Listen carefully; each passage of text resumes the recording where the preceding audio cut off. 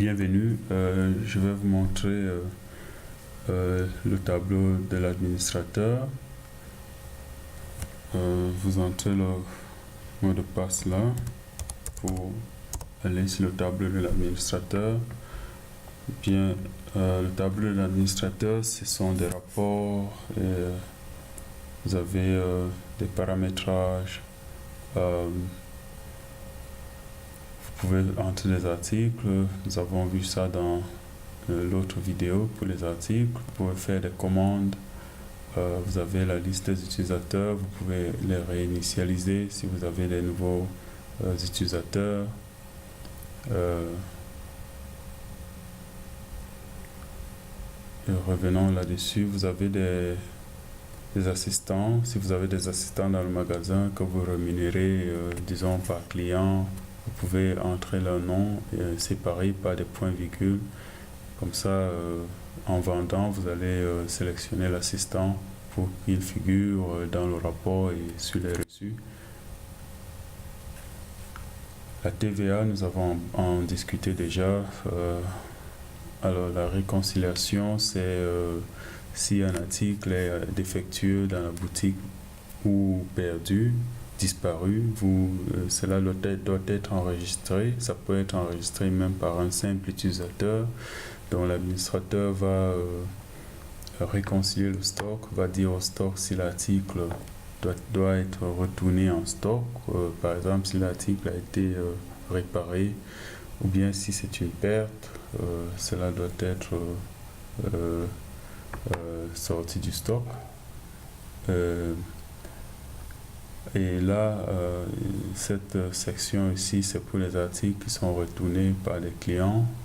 C'est le même principe. Si l'article est défectueux ou en bon état, l'administrateur va réconcilier si c'est rentré au stock après être défectueux, ou bien va juste valider pour les articles en bon état, parce que là, automatiquement, ces articles sont dans le stock.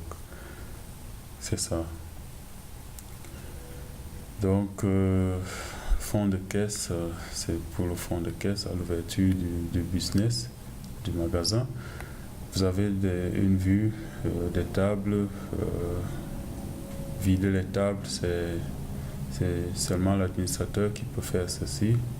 Vous devez entrer le mot de passe de l'administrateur. Mais je ne vous conseille pas de vider les tables. C'est plutôt mieux de faire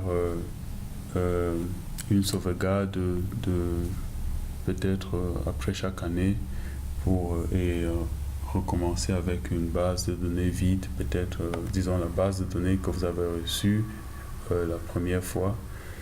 Vous pouvez juste avoir une copie et que vous allez recommencer après chaque année.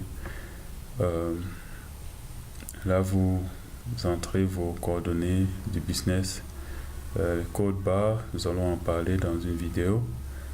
Vous avez donc là des filtres, des catégories. Là vous avez des paramètres,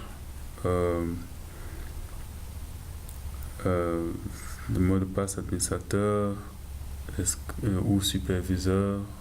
Vous voulez que l'administrateur ou le superviseur entre le mot de passe donc pour autoriser les retours, par exemple quand les clients retournent des articles, imprimer les reçus. Vous voulez que le système demande chaque fois s'il faut que le reçu soit imprimé. Là vous laissez sur C. Si vous voulez que le reçu s'imprime automatiquement sans poser de questions, vous cliquez sur Y.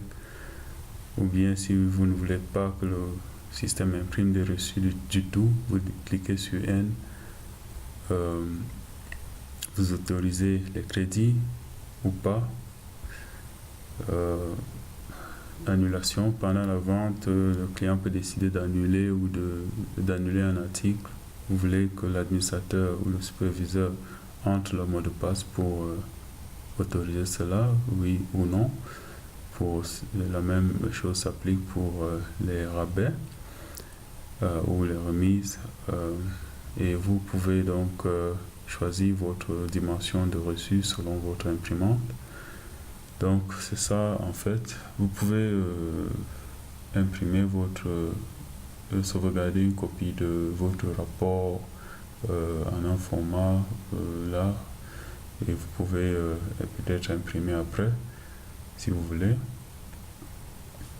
Donc c'est ça en fait le tableau de l'administrateur, et nous allons faire une autre vidéo pour le tableau de l'utilisateur. Je vous remercie.